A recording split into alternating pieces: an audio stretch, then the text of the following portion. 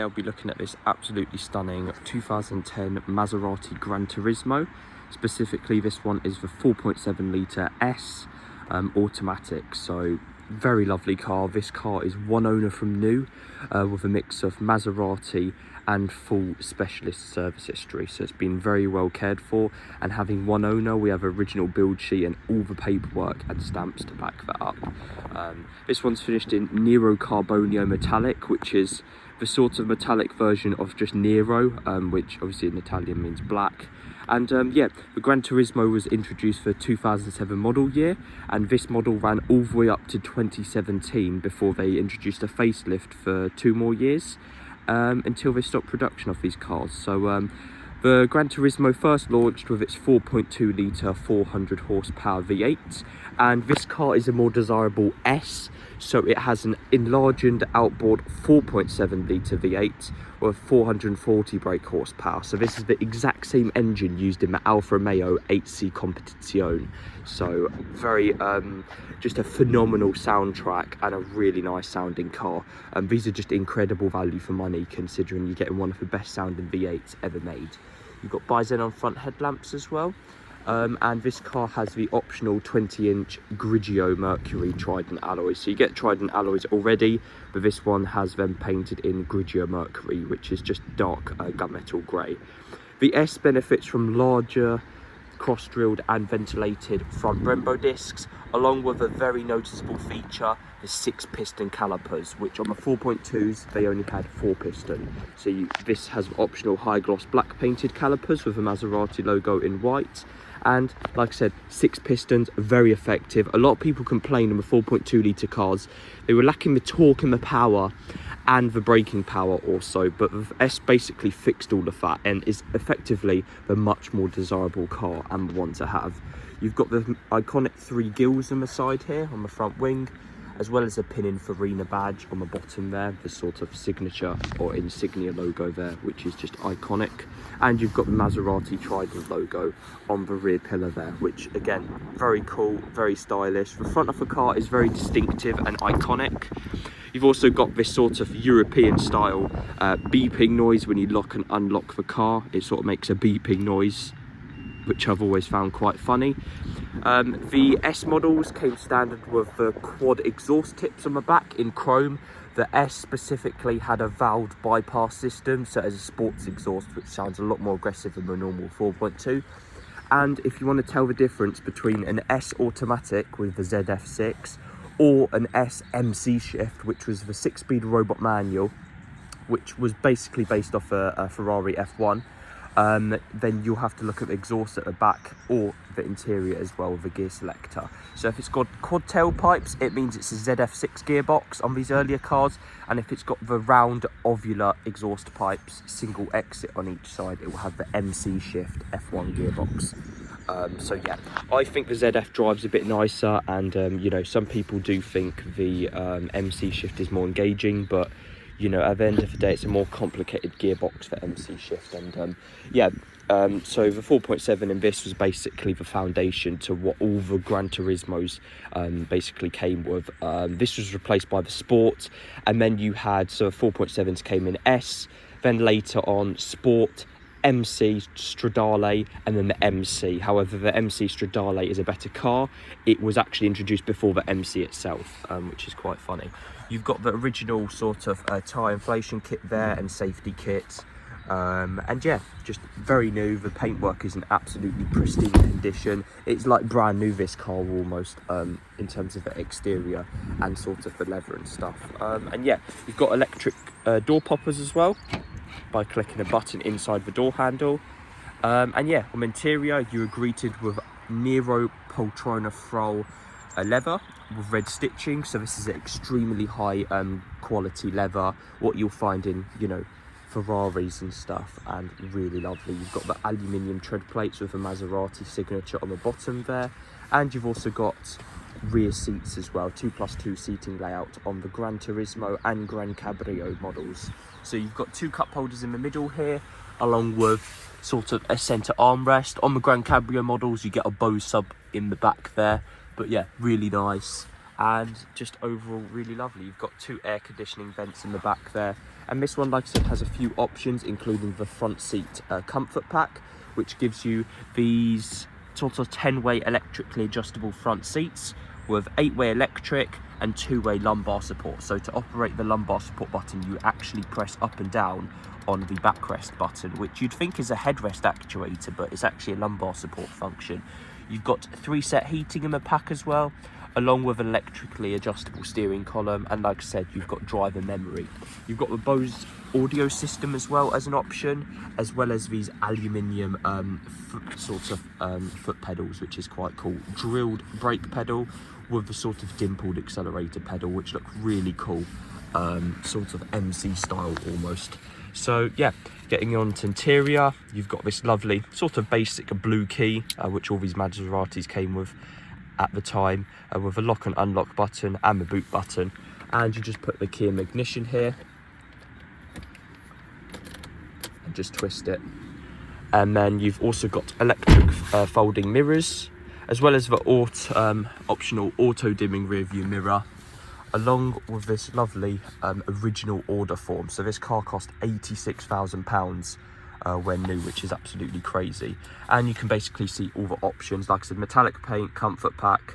You've also got these optional active gear shifting paddles on the ZF box. So normally you don't get these paddle shift, and you'd have to shift by using the gearbox here. And yeah, you've got the Bose front parking sensors, high gloss interior, which is basically this high gloss piano black, which costs around £1,500. You've got the iPod connection, and obviously a mercury alloys and the stitching on the interior, which is really nice. And I've actually fitted a new gear shift selector thing here because it was damaged. The earlier one, this just pries off its stick on, which is quite cool.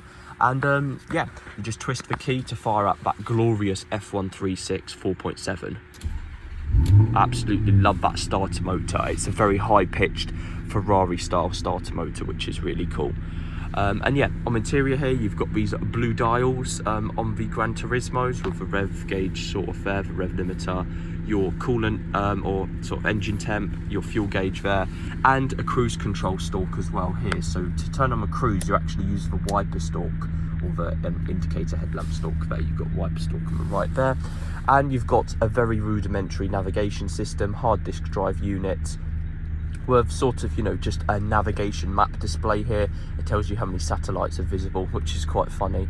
And you've also got your radio stations here as well. The nav surprisingly works quite well. You've got a telephone numpad here as well, and you've got 2-zone automatic electronic climate control with your electric door locks here and your indicator. And you've got the ZF box, which, as you can tell by the gear shifter, it is the ZF, as it has a physical gear shifter. The sort of, you know, the other cars do not, unfortunately, have that. The MC Shift cars have a button, 2 buttons in the middle here. I think it's 1 and reverse or auto. Easiest way to tell a robot manual is if it doesn't have a neutral, it doesn't have a park gear, and you have to use the floppy paddles, which again, quite a complicated gearbox. You've got 2 cup holders in the middle here, sort of ashtray with a smoker's cigarette there as well, cigarette lighter, and you've got 2 cup holders there, along with quite a nice glove box, with an iPod connection in there with your USB type A or USB type 2, and you've got your Granturismo S badging on the front dashboard on the passenger side. You've got sport mode as well, which sort of opens up the bypass valves and sort of increases throttle response on the ZF cars. And you've also got the electric steering column, as I said, which is quite cool. And overall, just absolutely insane. You've got telephone controls on here and a little sort of instrument panel here with automatic xenon headlamps, which again, it's quite nice to have automatic headlamps with DRLs. And you've also got your dimmer for the dashboard, so you can actually make the instrument panel on the dashboard darker or lighter. And yeah, overall really lovely. I'll just give it a quick rev. So it sounds really lovely. You've also got the Maserati Trident embossed onto the front and rear headrests, which again, really nice. And yeah, just overall gorgeous looking car. And yeah, let's just move in onto the engine now. The bonnet lies the legendary F136 4.7 litre naturally aspirated V8 with 440 brake horsepower. That is a 40 horsepower increase over the standard 4.2 car, so the S gives you 40 extra horsepower. And yeah, this is the same engine used in the Alfa 8C Competizione, and the 4.2s, which this is basically just outboard from, were in the same family as the Ferrari F430 and the Cali T. So legendary engine. It's basically a Ferrari engine, and yeah, really lovely, made in Maranello. And yeah, we've still even got the original Maranello number plates and the sort of sticker and all the key rings as well, which is quite cool. So yeah, hope you guys enjoyed the video, and let's move on to the test drive. Hey guys, today I'll be test driving the Maserati Granturismo. So obviously, like I said before, this is a 4.7 litre S, which, you know, is really fruity to drive. It's got you know, lovely brakes, very adequate brakes, a phenomenal sounding exhaust with the vacuum bypass valves, and also, you know, the extra 40 horsepower really does make quite a difference. You know, but yeah, let's just quickly start it up. Absolutely love that starter motor. It is just so iconic. The Ferraris also have the same sort of motor. I also really like those drilled pedals you get, the aluminium pedals, which is, you know, really nice.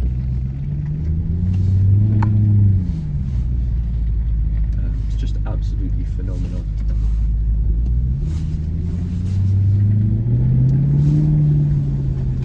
But yeah, you just got that very raspy, muscly sounding V8, and the ZF gearbox is just so smooth in these. I think it's the most enjoyable gearbox really, especially the paddle shift. The MC gearboxes can be quite jerky because they are robot manuals, but the ZF, being a torque converter, offers quite smooth changes and relatively quick at the same time, you know, being the 6-speed. This is what was sort of, you know, sought after back in the day, 6 speeds instead of 8 speeds and stuff. On a sports car like this, you want sort of a low amount of gears, you know, just for that extra sportiness. But, you know, these are just brilliant cars for money. You know, £86,000 when new, you can pick them up for sub 30k. And, you know, despite what people say about them being unreliable, I guess any car which is relatively old has its issues, but I'd say they're just as reliable as any other car really. They're not, most of the Italian stuff we've had, the Alfa Romeo Junior QVs, they've not been that unreliable. But yeah. But just an absolutely brilliant car. You know, even not using the paddle shift there in sport mode, the gear changes are quite, you know, they're smooth, but in sport mode it does wait sort of till the last second to shift, obviously, which is quite nice. But yeah, just absolutely lovely, I must say. But yeah, we'll just quickly give it a quick bomb in a second here. So guys, we're just going to give it a quick bomb here. Paddle shift mode in manual mode, so yeah.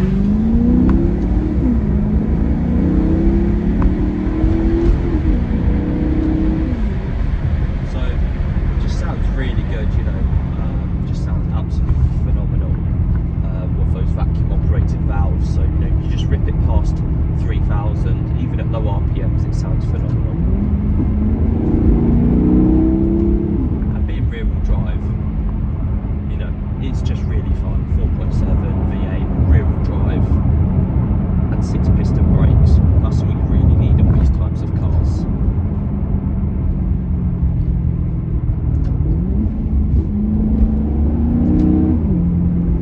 And you even get a few burbles and pops upon, you know, sort of downshift and just sort of letting the RPMs like rise and then just sort of drop off. Get a few of those burbles, really nice. And then you do get a little bit of wheel spin when you put your foot down near enough. But yeah, really lovely. Just phenomenal, you know. Still got navigation, luxury features, this Poltrona Frau leather. This clock is even luminous as well, so it lights up at night, or sort of, you know, glows in the dark, which is quite cool. You've got really high quality leather all round interior.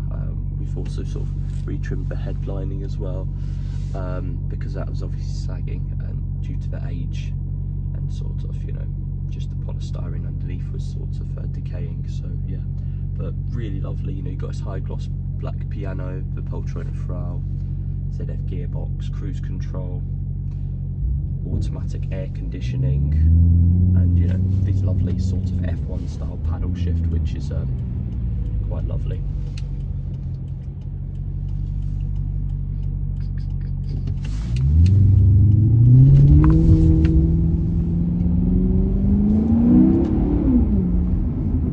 But yeah, you can hear sort of the burbles on the high RPMs really, which is quite cool.